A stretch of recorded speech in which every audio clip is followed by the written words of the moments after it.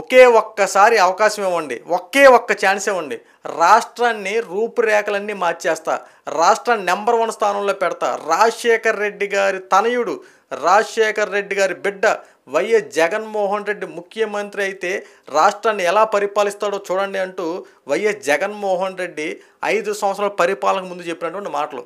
ప్రజలు నమ్మి వైఎస్ జగన్మోహన్ రెడ్డికి ఒక్క అవకాశం ఇచ్చారండి.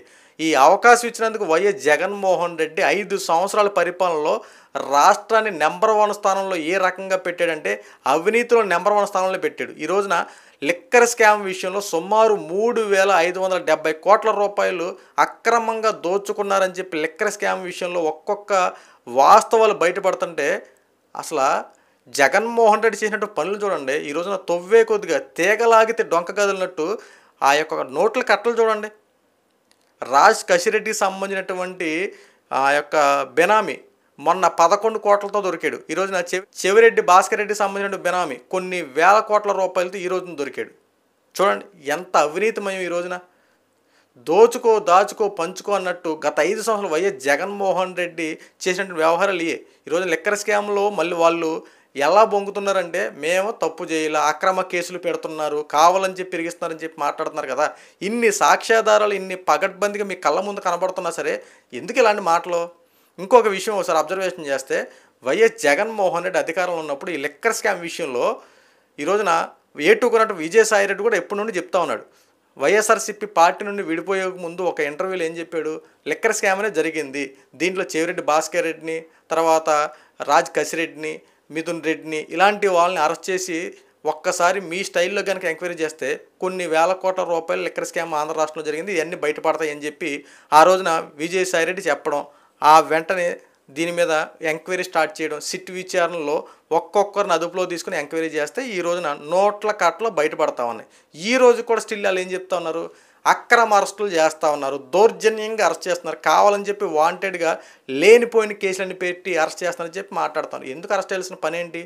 తప్పు చేసిన వాడినే కదా ఈరోజు అరెస్ట్ చేసింది. పోనీ ఒకటా రెండా 3,570 కోట్ల రూపాయల అవినీతిని మీ మీద కావాలని రుద్దితే మీరు ఊరుకుంటారా? కావాలని రుద్దితే ఒకవేళ అక్రమ కేసులు పెట్టి నిజంగా కావాలని రుద్దితే నిజంగా అసలు వైఎస్ఆర్సీపీ పార్టీ వాళ్ళు ఊరుకునే మనుషులేనా? కానీ ఈ రోజున వాళ్ళు ఏంటి, ఎన్ని ఆధారాలు కళ్ళ ముందు పడుతున్నా సరే అబ్బెబ్బే మాకు తెలియదు అంటున్నారు. కానీ సిట్టు విచారణలో ఈవేళ బయటపడి అని అడగొచ్చు. పక్కన ఫోటో ప్లే అవుతుంది చూడండి, ఆ ఫోటోలు ఏంటి నోట్ల కట్టలు పడుతున్నాయి కదా. ఈ వీడియో తీసి మరీ వాళ్ళు ఎవరైతే ఇప్పుడు లిక్కర్ స్కామ్ డబ్బు ఉందండి, ఆ డబ్బుని ఫర్ ఎగ్జాంపుల్ ఒంగోలుకో కర్నూలుకో ఎక్కడికో చోట పంపించాలి, వాళ్ళకి సంబంధించిన బెనామీలకు ఎవరికో పంపించాలి. వీళ్ళు ఏంటంటే ఒక వీడియో ప్రూఫ్, ఇదిగో నేను ఇన్ని డబ్బులు లెక్క పెట్టా, ఇది ఇంత మనీని ఒక మనిషికి ఇచ్చి పంపిస్తానని చెప్పి ఆ వీడియో ప్రూఫ్ కోసం వీడియో షూట్ చేసి అతను పంపిస్తారు, తర్వాత అది డిలీట్ చేస్తారు. ఈరోజున ఈడీ ఈ యొక్క సిట్టు విచారణలో అనేక రకాలుగా వాట్సాప్ డిలీట్ చేసిన వీడియోలు బయటకు వస్తాయి, ఎన్ని వీడియోలు డిలీట్ చేసినా, ఎన్ని మెసేజ్ డిలీట్ చేసినా, ఎన్ని కాల్ రికార్డు డిలీట్ చేసినా అన్నీ ఒక్కటొక్కటిగా విచారణలో మొత్తం బయటకు వస్తూ ఉన్నాయి. సో ఈ రోజున ఆ డిలీట్ చేసినటువంటి వీడియోలు ఒక్కటొక్కటిగా వెరిఫికేషన్ చేసుకుంటూ వస్తుంటే 5 సంవత్సరాల డేటా, ఈ 5 సంవత్సరాల డేటాలో ఎప్పుడైతే లిక్కర్ స్కామ్ స్టార్ట్ అయిందో అంటే మద్యం అమ్మకాలు స్టార్ట్ అయిన అక్కడి నుండి ఎండింగ్ వరకు ప్రతిదీ డేటాని వాళ్ళ యొక్క కాన్వర్జేషను ఈ మిథున్ రెడ్డి, చెవిరెడ్డి భాస్కర్ రెడ్డి, రాజ్ కసిరెడ్డి, ఈ జగన్మోహన్ రెడ్డి వరకు వెళ్ళడానికి మధ్య ఎవరైతే ఉన్నారో వాళ్ళందరూ సంబంధించినటువంటి ఫోన్ల యొక్క డేటాలని, వాళ్ళ యొక్క వాట్సాప్ యొక్క మెసేజ్ని, డిలీట్ చేసినటువంటి వీడియోలు ప్రతిదీ డేటాలన్నీ ఒకటి దాని తర్వాత ఒకటి ఎంక్వైరీ చేస్తూ ఉంటే ఇందులో కొన్ని విషయాలు బయటపడ్డాయి. కొన్ని చోట్ల 2-3 చోట్ల ఇన్ని బయటపడ్డాయి అంటే ఇంకా సిట్టు విచారణలో ఇంకెన్ని వీడియోలు ఉంటాయి చూడండి ఒకసారి. రాజ్ కసిరెడ్డి ఏంటో దాని యొక్క బెనామీ చోట ఎంక్వైరీ చేస్తారంటే పలానా చోట హైదరాబాద్ సరౌండింగ్లో దొరికినాయి అని చెప్పి 11 కోట్లు అక్కడ చెప్పాడు.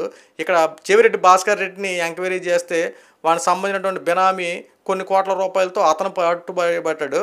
ఇలాగా ఎంతమంది బెనామీలు ఉన్నారు, వాళ్ళ దగ్గర ఎంత కోట్లు ములుగుంటాయి, ఆ డబ్బు అంతా విదేశాలకి కొన్ని హవాలా రూపంలో పంపించేసినట్టు కొన్ని ఆధారాలు కనబడతా ఉన్నాయి. కొన్ని వీళ్ళు ఏం చేస్తారంటే ఈ డబ్బునంతటిని ఎలక్షన్ ఆటలు ఇట్లు కొన్ని చోట్ల ఖర్చు పెట్టేసి ఉంచి పట్టు చూపిస్తూ ఉన్నారు, మిగతా డబ్బు అంతా హైదరాబాద్ రియల్ ఎస్టేట్ కోసం వాడేసామంటే మరికొన్ని ఆరోపణలో కొన్ని వాస్తవాలు బయటకు వస్తూ ఉన్నాయి. సో ఏది ఏమైనప్పటికీ ఆంధ్ర రాష్ట్రం లిక్కర్ స్కామ్ సంబంధించినటువంటి ఒక్కొక్క విషయం వెలుగులోకి వస్తూ ఉంది. ఇది చిన్న చేతక విషయం కాదండి, ఎందుకంటే ఈ రోజుతో ఉఫ్ అని ఉదేస్తే అయిపోయేంత వ్యవహారం అయితే కాదు.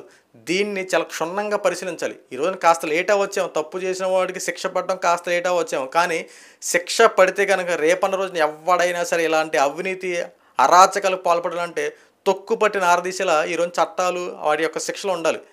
ఈ రోజున వాళ్ళు చూడండి కొన్ని వేల కోట్ల రూపాయలండి ప్రజల రక్తాన్ని పీల్చేశారు.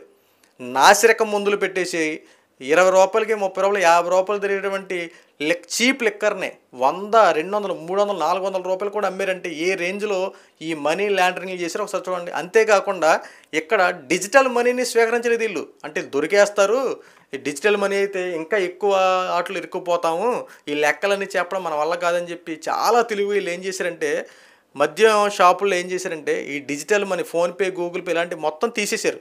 వీళ్ళు చేసిందల్లా ఒక్కటే వీళ్ళు చేసింది ఏంటి వ్యవహారం, ఈ ఫోన్పేలు, గూగుల్ పేలు అన్నీ తీసేసి హ్యాండ్ టు హ్యాండ్ క్యాష్, నువ్వు డబ్బు పెట్టు నీకు నచ్చిన మద్యాన్ని కొనుక్కొని వెళ్ళిపో అని చెప్పి డిజిటల్ మనీ తీసేసి హ్యాండ్ టు హ్యాండ్ క్యాష్ పెట్టారు. ఈ లెక్క లావాదేవీలు అని చెప్పి ప్రతి షాపు నుండి ఎంత మద్యం ఇక్కడికి వస్తూ ఉంది, ఎంత మద్యం అమ్మేస్తున్నారు, మిగతా ఎంత మిగిలింది, ఆ అమ్మిన రూపాయి ఎంత, ఎవరు వచ్చి కలెక్ట్ చేసుకుంటున్నారు, ఆ కలెక్ట్ చేసుకున్న రూపాయి ఎవరి దగ్గరికి హ్యాండ్లింగ్ వెళ్తుంది, హ్యాండ్లింగ్ అయిన తర్వాత ఆ స్టోరేజ్ ఇప్పుడు మద్యం అంతా తయారైన దగ్గర నుంచి ఎలా సపరేట్ అవుతూ ఉందో ఈ అమౌంట్ అంతా కూడా ఎక్కడ రావాలి అక్కడికి వచ్చేస్తుంది. సో అక్కడికి వచ్చినప్పుడు ఆ రూపాయి అంతా ఏం చేస్తున్నారంటే వీళ్ళు చక్కగా బెనామీలు పెట్టుకుంటున్నారు. ఆ బెనామీల అకౌంట్లో కొన్ని కోట్ల రూపాయలు దాస్తున్నారు. కొన్ని కట్టలు కదా, ఈ కట్టలన్నిటిని ఒక సీక్రెట్ లాకర్స్ ఉపయోగించి దాంట్లో పెట్టడం, ఈ రోజున అవన్నీ వీడియోలు తీసుకుని సేఫ్టీగా ఉంచుకుని తర్వాత డిలీట్ చేసేయడం. అంటే నెక్స్ట్ ప్రభుత్వం కూడా మందే అనుకున్నారు కదా, 24లో కూడా మేమే గెలుస్తాం, ఈసారి ఈ డబ్బు అంతా హవాలా రూపంలో పంపించేసి బ్లాక్ మనీని వైట్ మనీగా మార్చేసుకోవచ్చు, చక్కగా విచ్చలవిడిగా ఖర్చు పెట్టుకోవాలని చెప్పి చాలా పకడ్బందీగా ప్లానింగ్లు చేశారు. కానీ కర్మ ఎవరిని విడిచిపెడతంటారు కదా, రిటర్న్ గిఫ్ట్ ఇచ్చేసిందంతే. ఎందుకంటే ఇక్కడ దోచుకుంది కొన్ని వేల కోట్ల రూపాయలు ప్రజల రక్తాన్ని పీల్చినటువంటి సొమ్మది.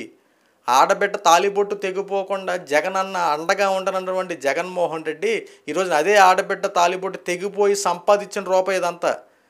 ఇదేమన్నా చెమటోడు సంపాదించారనుకుంటే మీరు రూపాయన్ని, ఆ రూపాయల్లా ప్రజల రక్తాన్ని పీల్చుకుంటూ అనేక మంది చావులతో సంపాదించిన రూపాయలే 3,570 కోట్ల రూపాయలు. ఇందులో న్యాయంగా సంపాదించింది ఏ ఒక్కటైనా ఉందా? న్యాయంగా అంతా అన్యాయమే కదా. ఈరోజు దాచుకున్నంత పంచుకున్న తర్వాత దాన్ని అనుభవించుకున్నట్టు చక్కగా 5 సంవత్సరాల కాలం గలిపారు. ఏ శాఖలో చూసినా అవినీతిమయమే, ఏది శాఖలో చూసుకున్నా ఎక్కడ చూసుకున్నా సరే తీగలాగితే డొంక కదిలినట్టు ఒక్కొక్క కూపీలు బయటపడతా ఉన్నాయి. వాళ్ళు అలా చేశారు, వీళ్ళు ఇలా చేశారు, వాడు అలా ఉన్నాడు, ఇలా ఉన్నాడు. ఈ రోజు కూడా మీరు ఏమంటున్నారు, ఒక్కొక్కటి సినిమా చూపిస్తాం, మేము అధికారులకు వచ్చింది అరెస్టులు చేస్తారు, అరెస్టులు భయపడమండి, ఏదైనా చేసుకోండి, 2.0 చూపిస్తాం, సప్త సముద్రాలు వెతికి మరి లాక్కొస్తాం, ఒక్కొక్కటి సినిమా చూస్తా నేనేంటో చూపిస్తాను అని చెప్పి జగన్మోహన్ రెడ్డి ప్రెస్ మీట్లు పెట్టడం, వాళ్ళు చూసి వాళ్ళకి సంబంధించిన నాయకులు ఇంకా రెచ్చిపోవడం, వాళ్ళు చూసి వాళ్ళ కార్యకర్తలు ఇంకా దారుణంగా రెచ్చిపోవడం. కానీ కర్మ ఎవరిని విడిచిపెట్టదన్న విషయం ఎవరో మర్చిపోయినట్టు ఎవరు కాళ్ళు. ఈ రోజున మేము అధికారులు ఉన్నప్పుడు అన్నీ చేసేసాం, ఈ రోజున అనుభవిస్తున్నామన్న విషయం మర్చిపోయారు. గతంలో 150 సీట్లు వచ్చినటువంటి మీకు ఈ రోజున కేవలం 11 సీట్లు ప్రతిపక్షం కూడా రాలేదానికి కారణం ఏంటి? ఇలాంటి పనులు ఎప్పటికైనా సరే వాస్తవాలు తెలుసుకోండి. తప్పు చేసిన ఖచ్చితంగా శిక్ష అనిపించాల్సిందే. లిక్కర్ స్కామ్లో తప్పు చేసిన వాడిని ఏ ఒక్కడిని విడిచిపెట్టే ప్రసక్తే లేదు.